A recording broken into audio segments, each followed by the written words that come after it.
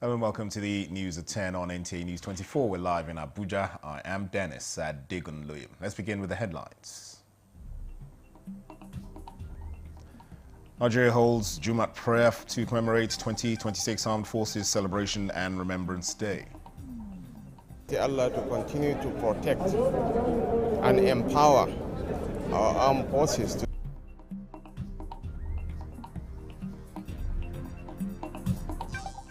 Minister of Works sanctions senior ministry officials over alleged misconduct in execution of Maraba Kefi Expressway project. We escalate that disobedience.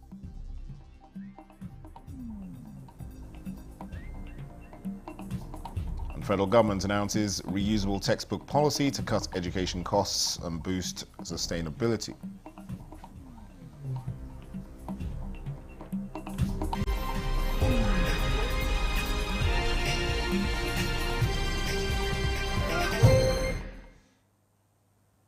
The federal government will continue to provide the resources needed by the armed forces to address the security challenges in the country.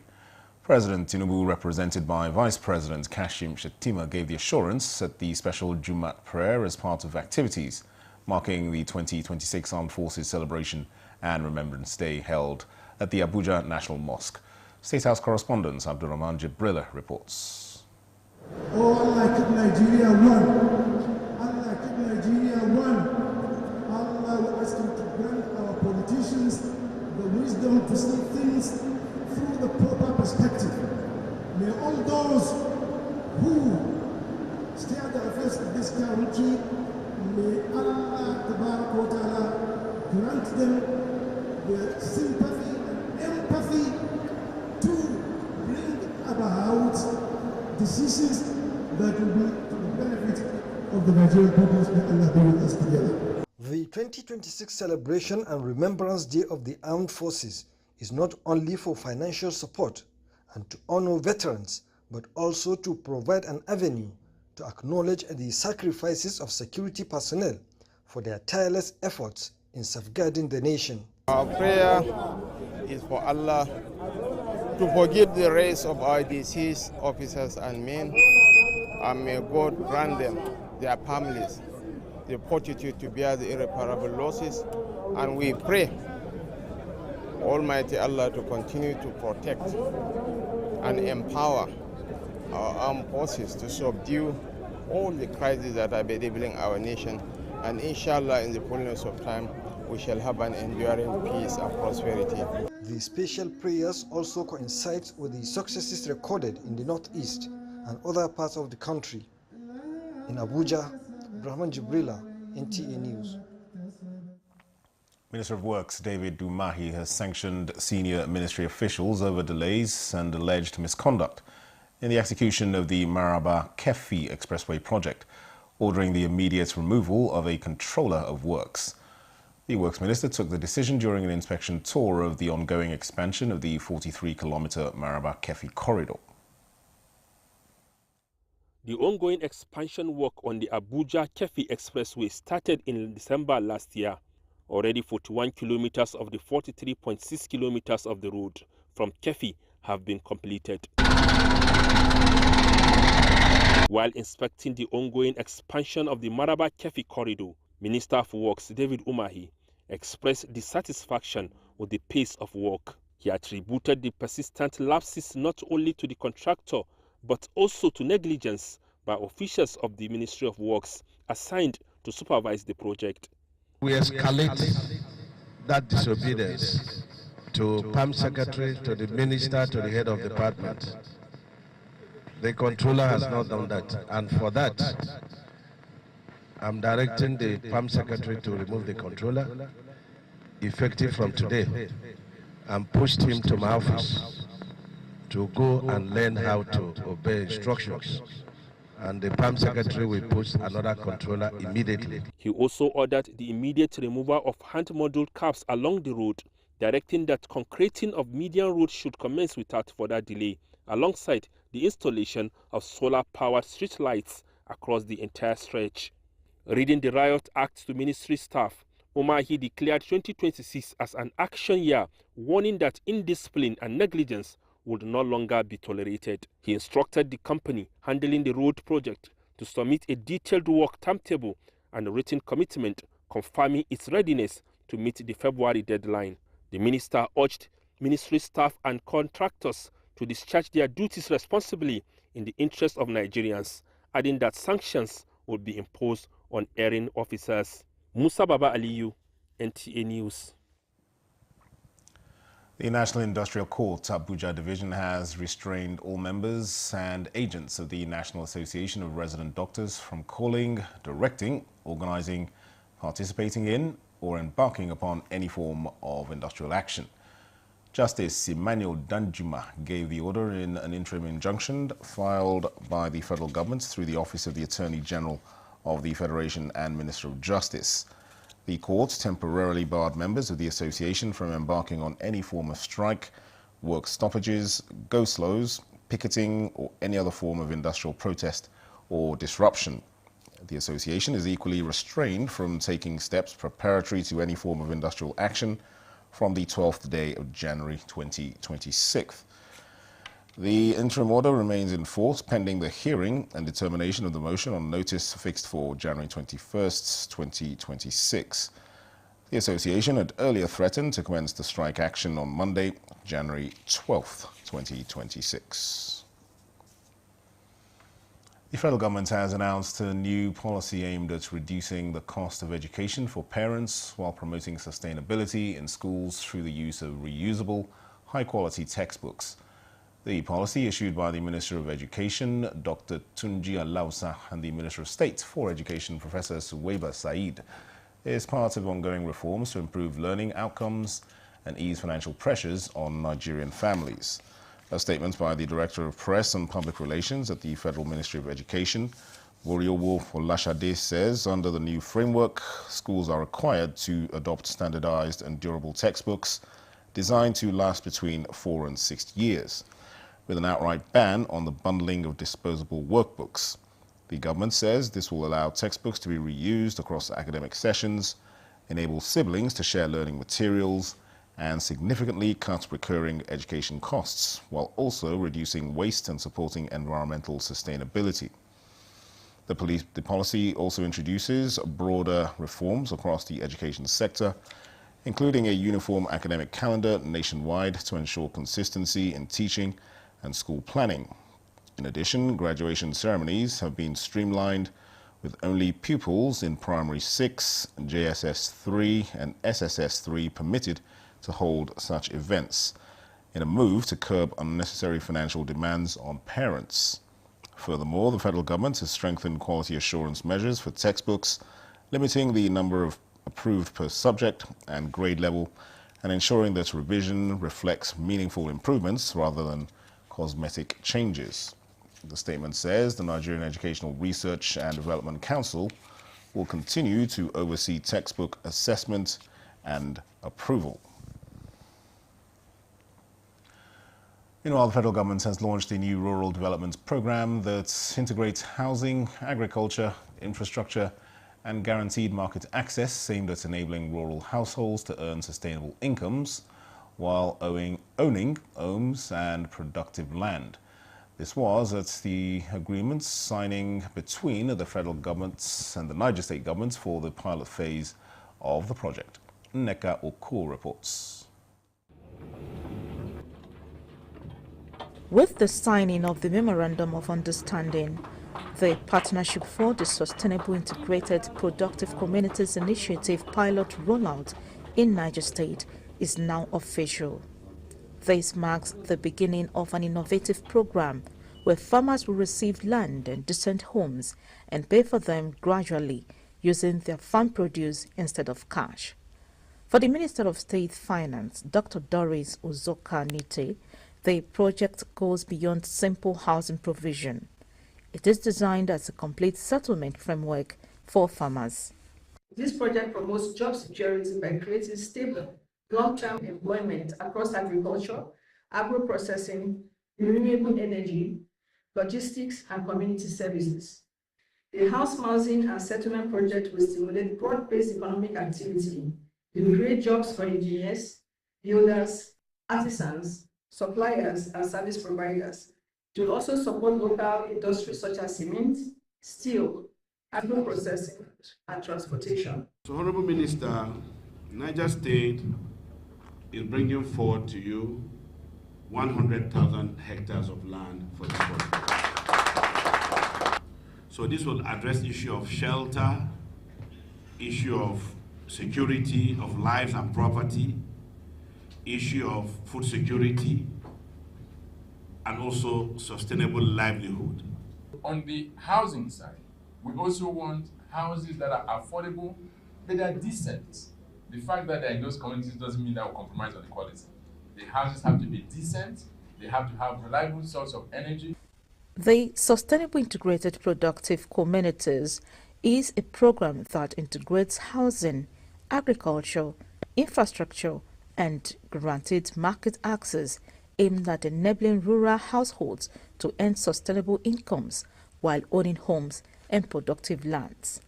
The program is expected to be replicated in other states of the Federation if the pilot phase proves successful.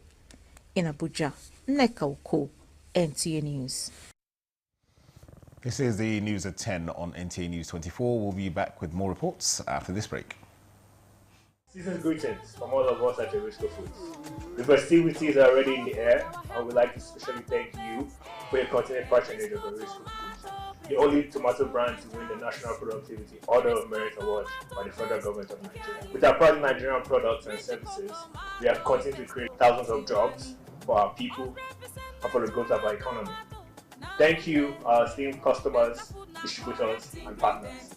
Yes, the taste of Nigeria is the taste of celebration and the taste of goodwill and good cooking. We care for your good health and long life.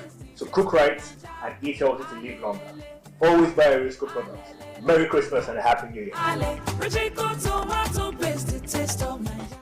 National Productivity Order of Merit Award goes to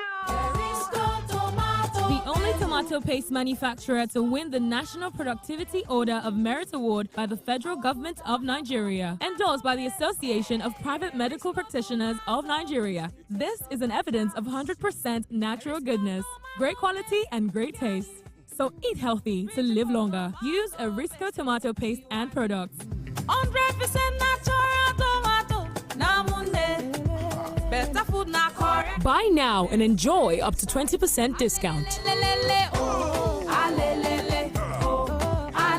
Risco tomato paste, the taste of Nigeria.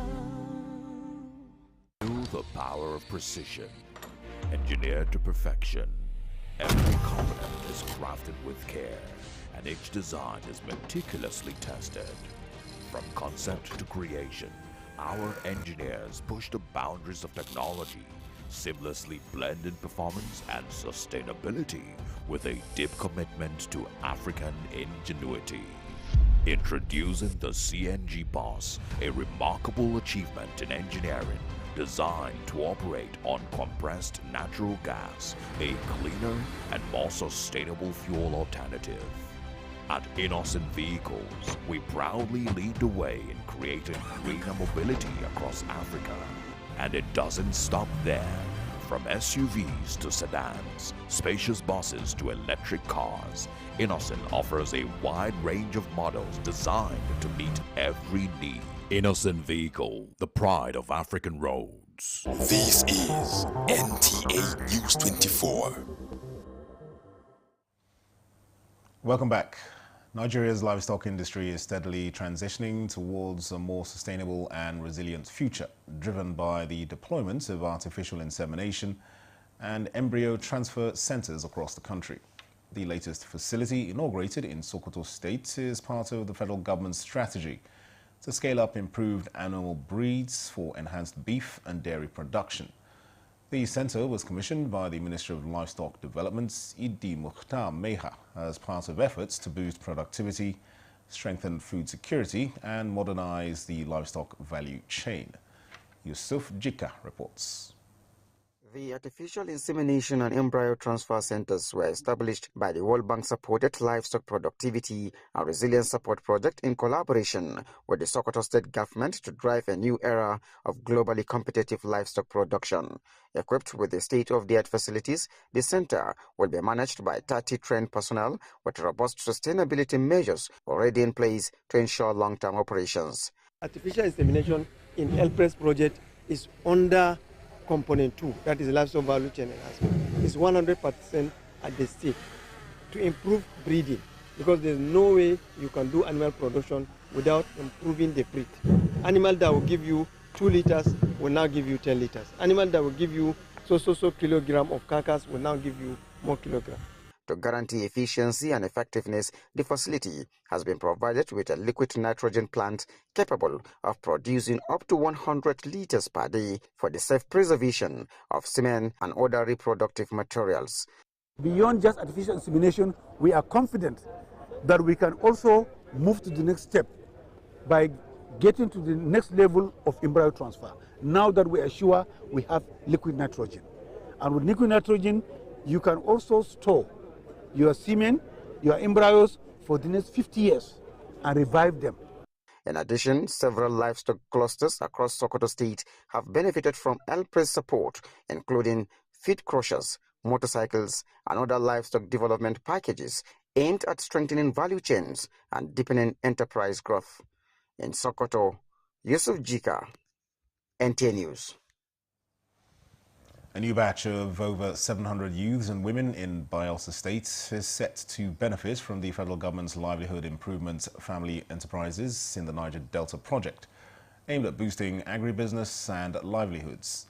Financing and coordinating stakeholders at the orientation exercise for additional financing urged the trainees to be committed, utilize and maximize the opportunity to contribute to food supply, self-reliance and employers of labor.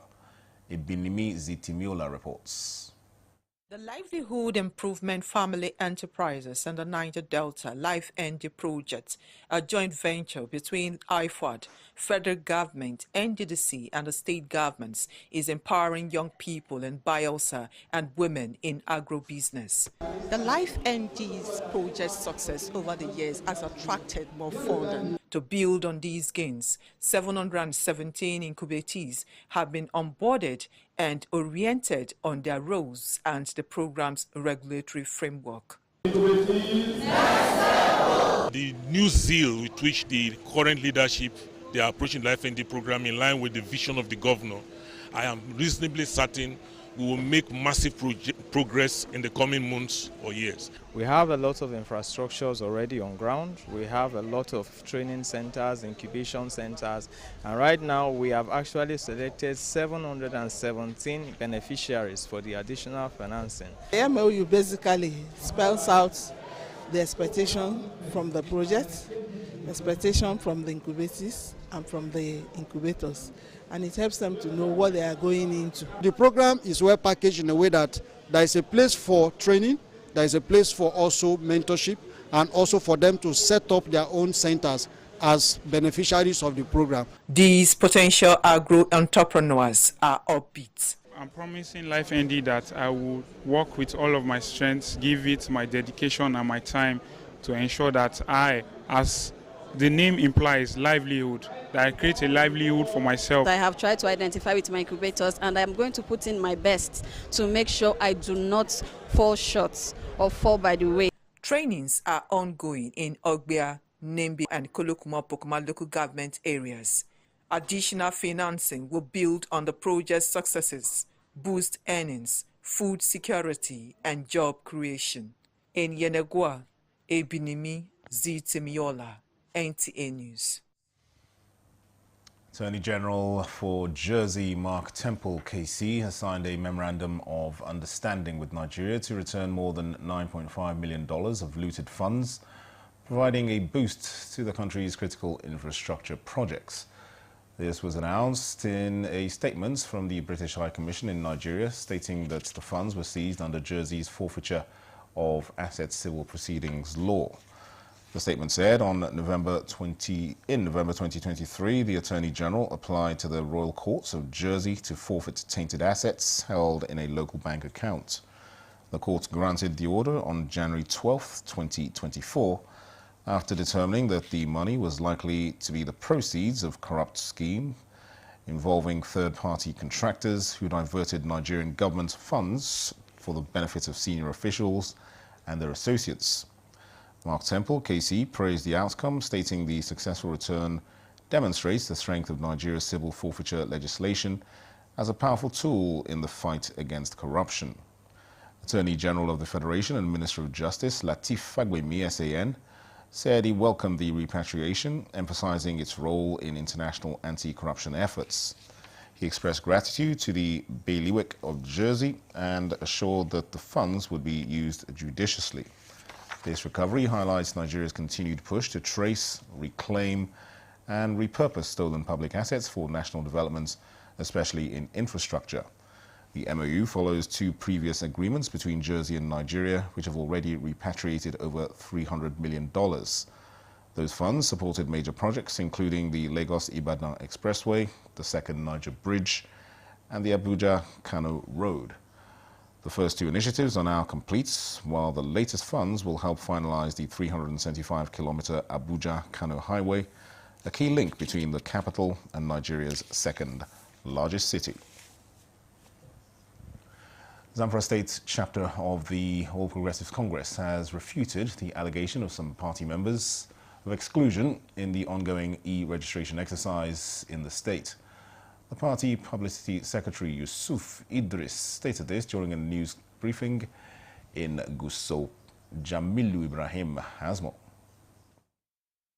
Some APC political groups loyal to the member representing Ornamuda, Birnamugaji Federal Constituency, recently alleged that they had been excluded from the ongoing e-registration of the party members in Zamfara State. At a press conference in Gusau to swiftly respond to the allegation, the State APC Publicity Secretary Yusuf Idris Gusau says the party secretariat is yet to receive any formal complaint from its supporters on the ongoing e-registration exercise.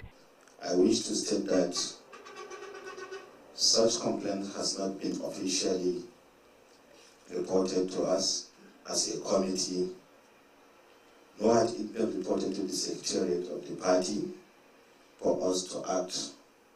Like I said earlier, no one will be left out in the ongoing exercise. Yusuf Idris, who is the coordinator of the APC e-registration in Zamfara State, says the exercise is going on smoothly. So far, we have registered over 30,000 across the state in the last 3 days of the commencement of the exercise. The APC in Zamfara State has always remained one united under our recognized leaders, and any breakaway or failure to come through the constitutionally recognized channel will amount to and be regarded as respect and disloyalty. The APC Publicity Secretary, who uploaded the party leaders and members in the state for their support, urged them to vehemently oppose any attempt to undermine the process by those he termed as anti-party elements.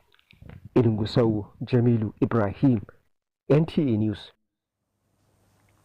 History and pageantry collided inside the royal walls of the Akko Emir's Palace in Kumo, Gombe State. In a ceremony bursting with color and tradition, Abdullahi Ahmed, better known to many as Sakin Yakin Buhari, was turbaned as the new May Nasaran Akko. This pivotal moment transforms the prominent political figure into a key pillar of the local royalty. Tafawab Hamza Mayo reports. It was a day painted in the rich colors of heritage at the Akko Emir's Palace in Kumo. The air buzzed with anticipation as the community gathered for a ceremony rooted in history. The formal conferment of the prestigious title, Menasaran Akko, means the victorious one. The honor was bestowed upon Abdullahi Ahmed Agogo, a former National Director Community Support for APC 2023 Presidential Campaign Committee, in recognition of his years of public service. To the leaders and elders gathered here, he is a man whose track record matches his new title. Then came the crowning moment. In a sacred rite of passage, the Emir performed the formal tabani, officially elevating Meagogo to his new role amidst surrounding cheers from family and well-wishers. Contributed a lot to the progress of our youth, and his special relationship with Damasaning Akko, who is the son of the soil, gingered us to consider him, and that is why today we are commemorating him as the Mainasaran Akko. Taking on the mantle of leadership, the new Mainasaran Akko pledged to be a catalyst for progress within the emirate and beyond. I'm a kind of person that I have love for all, transparency, and also unity for one nation, Nigeria. But the celebration was about more than just tradition. It was about the future. In an immediate act of generosity, the newly turbaned leader announced the donation of a bus to the newly established Lincoln University in the area, a gift aimed at driving educational development forward. He gave a contribution of a bus to convey the students of this place. Is an improvement, so we are happy with this. This is a milestone achievement, and it's in consideration of his experience and powerful assistance to the Emirates and to the general public. The day concluded on a jubilant note, a celebration that honored the journey of one man, but ultimately invested in the progress of many. In Abuja, Tafawa Hamzamal, NTA News. And that concludes the news at 10 on NTA News 24. Thank you for watching. I am Dennis Adigunloye.